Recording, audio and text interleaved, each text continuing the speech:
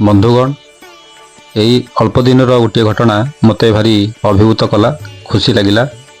गाँवर केतेक सान भाई मैंने से सकाळे मॉर्निंग वॉकिंग कला बेले सेमानकर अवसर समय किसी विनियोग करिसेंती एवं तांको पॉकेटर किछि अर्थ मध्य खर्च करिसेंती एवं पहाड़ तले दुईटी सुंदर कृत्रिम जलाशय तैयारी करिसेंती एवं सेमाने मॉर्निंग वॉकिंग सहित दुईटी जलाशय रे पानी भर्ती करथिबार मु लक्ष्य करूची।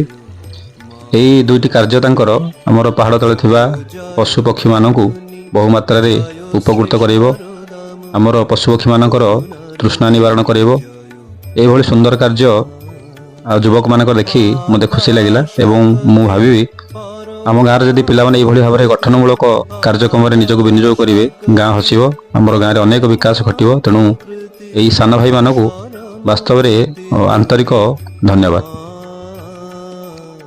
অশরণ গতি তুমি মা, জয় জাগতা।